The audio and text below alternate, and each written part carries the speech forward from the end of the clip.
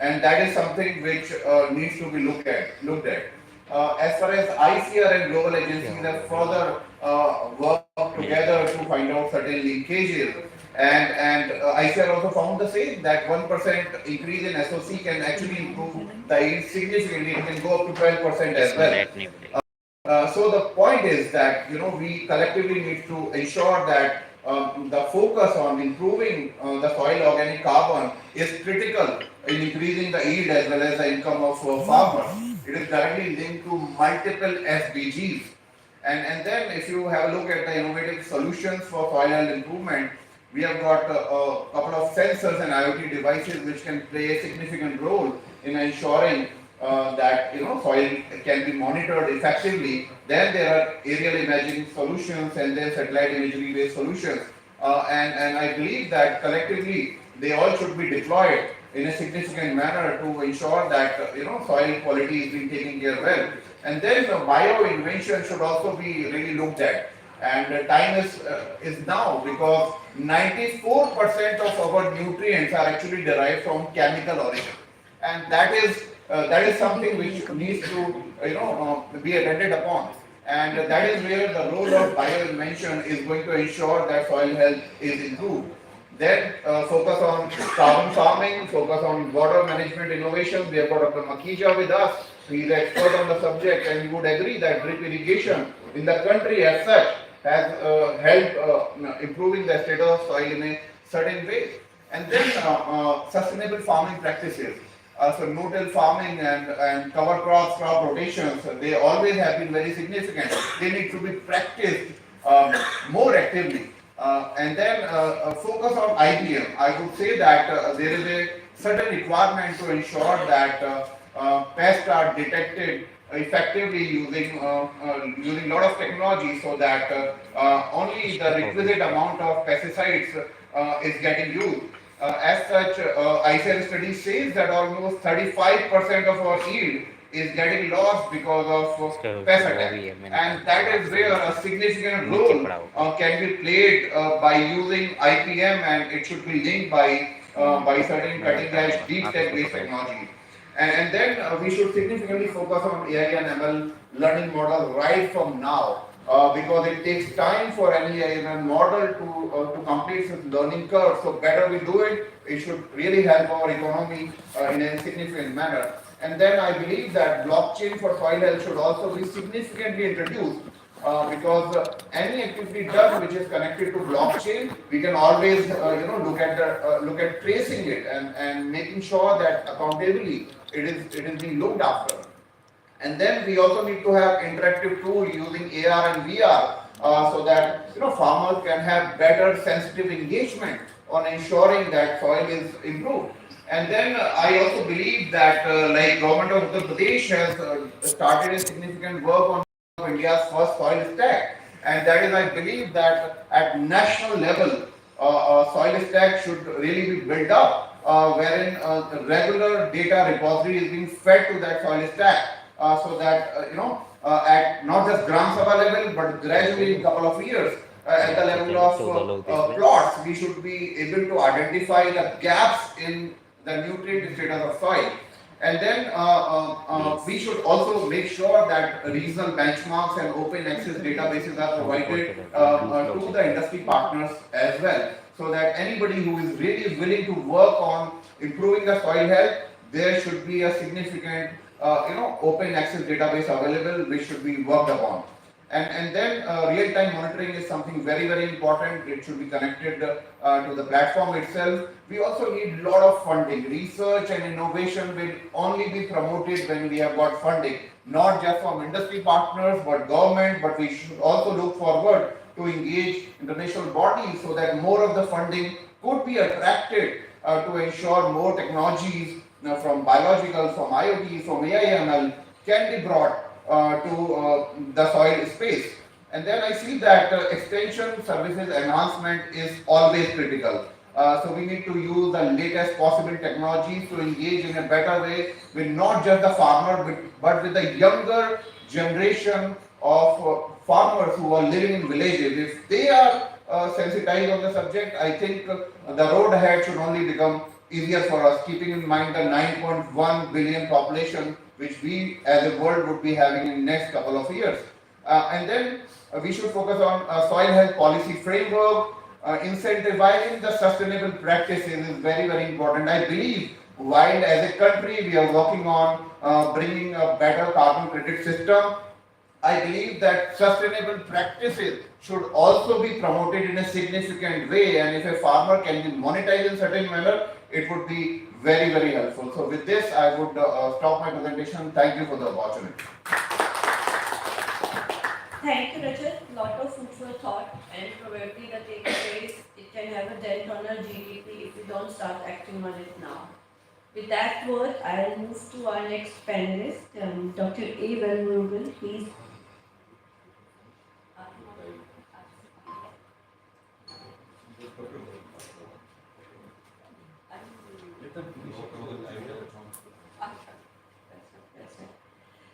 So I'll start with something a little bit more about the Kativa. We have a very strong Pravakta model wherein we train our very good farmers to become and get themselves upgraded to Pravakta, which are like the ambassadors of Kativa. We train them and they train further the other fellow farmers on the skill sets regarding the soil testing so that the farmers can take decision based on the soil nutrient content of the soil. So this is a little effort from the Kativa that we are doing. So there's a lot of importance that we are giving to the good agriculture practices. And the same question I will go to Dr. Naved Sami. He is Principal Scientist, Center for Protected Cultivation Technology at ICAR. He is an experienced management professional and skilled in integrated pest management and of course the good agriculture practices. He holds a master's degree and an MPhil from Aligarh Muslim University and PhD in hematology from IIM. So I'll come to you now and would like to put a spotlight on you that how from your lens do you see the importance of the good agriculture practices. As I mentioned from Kativa also we make a lot of effort in terms of training our farmers to get a little bit more awareness on the importance of it. But from your lens, you worked a lot on good agriculture practices. We would like to hear more from you in terms of how do we broad base it and what are the challenges that are being faced on the ground. Very good morning to everybody, and thanks to Corteva and FICCI team for inviting me again this year. This is my third year joining this program. And I must be doing something notorious that they call me again and again, and it's a very serious topic. I really wonder where to begin and where to end. And when it comes to earth, when it comes to sustainability, the globe,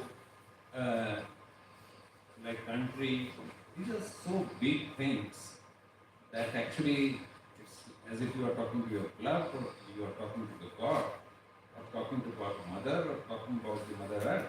Almost reaches to those cores of the basic values. There is a, because it's everybody is so serious, matter is so serious, one has to be serious. I'll begin on a lighter note. There is a poet has said, as a scientist and academician and working in this segment, I see so many things and important issues which are being taken up, and the task is really Herculean. So the inner sensitivities that emanate from my mind, maybe in that couplet, जो भी है वो उसको गवा बैठा है, जो भी है अर्थ को everybody takes it lightly, taking for granted. जो भी है वो उसको गवा बैठा है, मैं भला कैसे गवा दूँ इसको. So your concern for your beloved Mother Earth, and as Ruchira ma'am asked me about your take on good agriculture practices. Good agriculture practices means simple, one has to be good in doing everything. Now, what is that everything? Everything, whether it is the sustainable developmental goals, whether it is your personal intent, your individual intent, your institutional intent, your social intent, your academic intent, your policy intent, policy at the national level or international level. It is at the financial profitability and economic system. whether it is the need intent or the greed intent, the spheres and the Venn diagrams of the concerns around the earth are so holistic and intricately related with each other. You cannot virtually talk one thing and leave another. The Sustainable Developmental Goals, they say that out of the 17 Sustainable Developmental Goals, which crisscross every sphere of our life, 11 of them transact directly or indirectly with the soil. Uh, Whether it is the poverty, whether it's the income, whether it's the gender sensitization, whether it's the profitability, whether it's the education, it's about resources, it is about needs, and it is about the status of all these things and interlinked these things.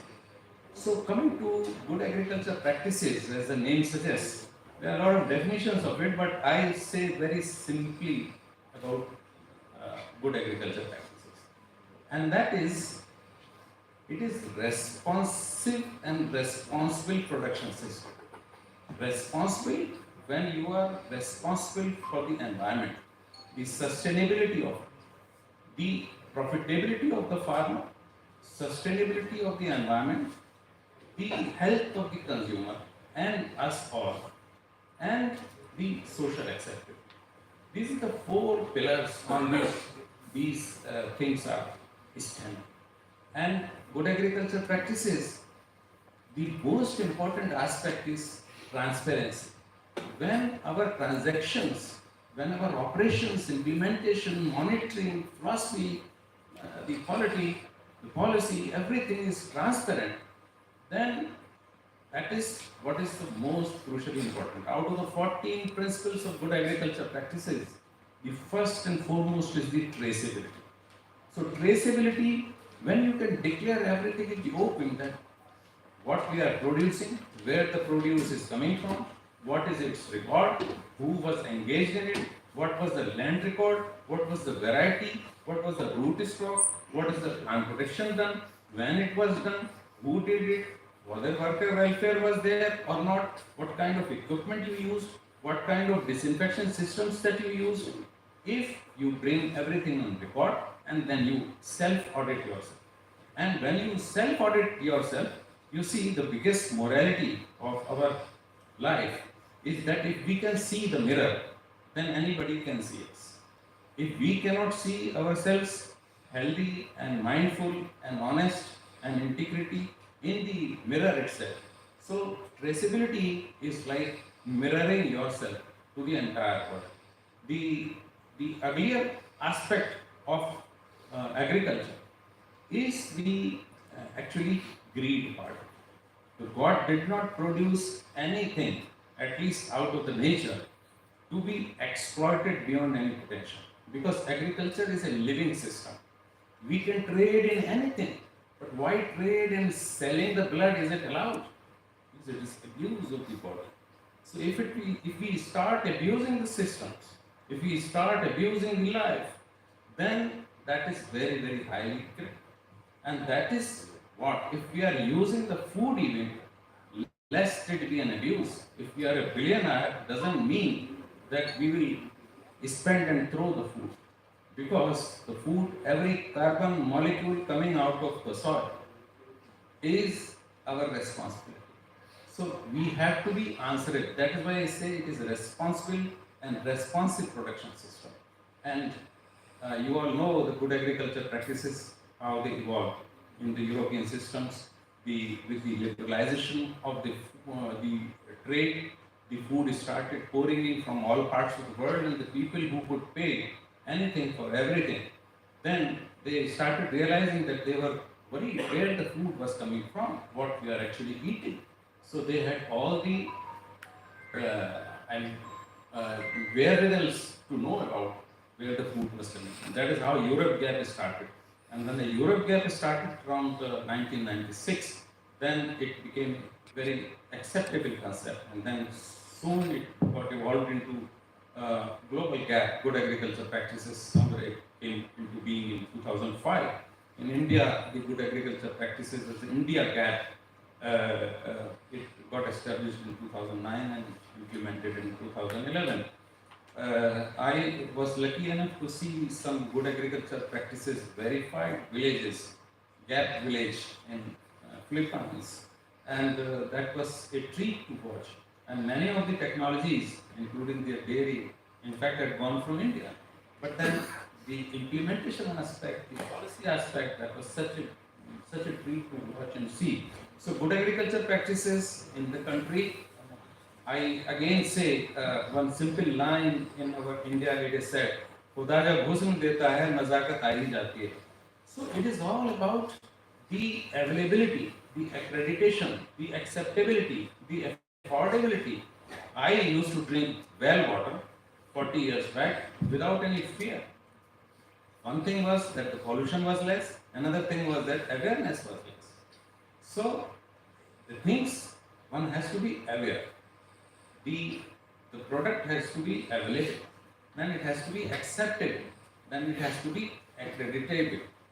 Now these things, as I said, खुदा जब हुस्न देता है, so when you have the affordability, you can question, you can raise your voice, you can put your choices.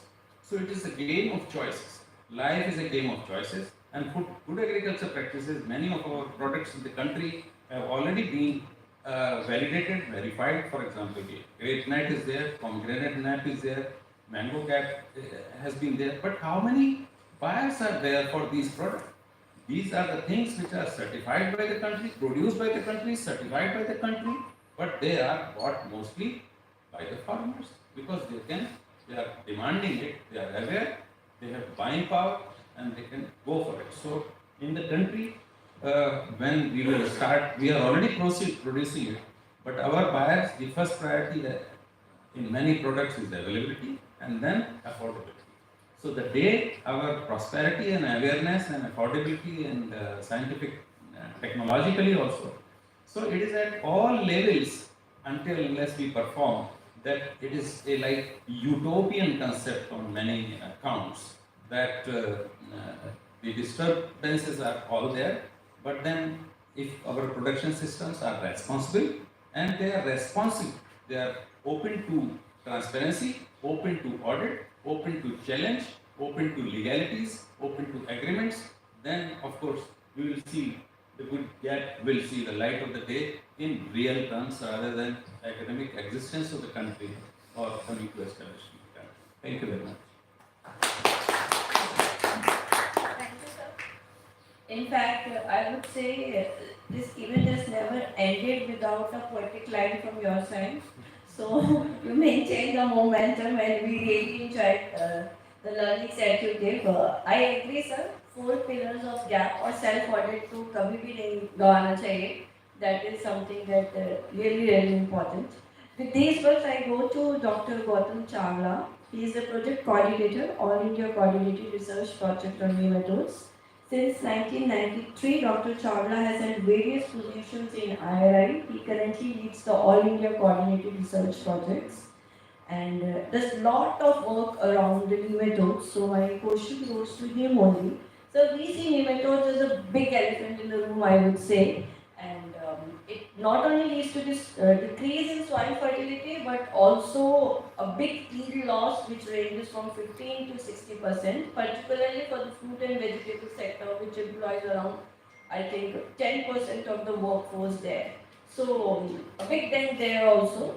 But considering your big expertise in the nematodes and the way you are handling the All India Coordinated Research Projects, we would like to hear from you the problem of nematodes in the soil health and what are your observations and suggestions for it so that you farmers can get a very good and sustainable solutions to actually navigate the impact of nematodes in their crops. Thank you for having me here. And nematodes, I do not know how many of you know it, but then if I talk about them, they are the most abundant metazoans, means multicellular animals on Earth. In a way that out of every 5 animals that exist on Earth, 4 are nematodes. But most of you might not have seen it. In the world, the maximum species of any animal that exists are nematodes. Earlier it was thought that insects are the most specious organism, but then every animal, every insect, every plant has some or the other species which is unique, parasitizing it. So when I say parasitizing it, we humans पेट में जो कीड़े होते हैं, mostly we are talking about nematodes only. But then this is the negative part. The other thing is that there are many other nematodes that are very good for, say, our environment, the earth. And they have been here much before we came onto the earth. And they are the strongest animals in a way that some of the nematodes were taken in the sky, and when there was some left out above, when the things fell down, nematodes were able to survive, whereas everything else just vanished. So, most of us have not seen the nematodes, but if I tell you that when this nematology started, there is one father of nematology, we say Anekam. He said one thing, that if we remove everything on earth, every metal, any atom other than the nematodes, if we leave the nematodes and remove everything, you will still be able to see a globe with its all structures, say the land, the sea, the rivers, the trees. So why is it so? Because there are so many species and so abundant on earth that when the all matter is removed and only you will see a ball of nematode circling the sun, and in this ball you will be able to make out every structure, the mountains, the hills. They are able to survive in very, very extreme environment, very healthy environment, very bad environment, and that is why they are having a role in health also, soil health. Okay. Mostly when we talk of health, it is, we are talking about soil health here. But what I find is that it is mainly we are talking about our health rather than the health of the soil. It is the somewhere in the background there is a worry in our mind that if soil goes bad, it is certainly going to affect us. And it is, because we have pollution in the water, we have so many other problems coming up. And ultimately it is our health which we are addressing as the soil health here. So, I've talked about nematodes. They are the most abundant, as was asked. So, we talk about, say, the health of the soil. So, as I said, that there are many species and they live in different environments, good or bad both. So, if we know about the nematodes, you can know about the condition of the soil on the earth. Okay, because as I told you, they can survive very, very different climatic conditions, very, very different environment.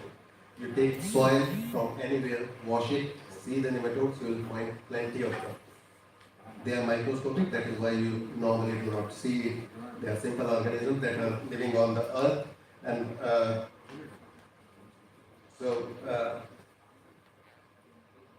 I am working in agriculture, nematology. So we are in All India Coordinated Research Project on nematodes, working on the nematodes that mainly harm the agriculture crops. And they harm only because we are not using the soil properly, and we are not having the practices, common practices, which we should actually follow. And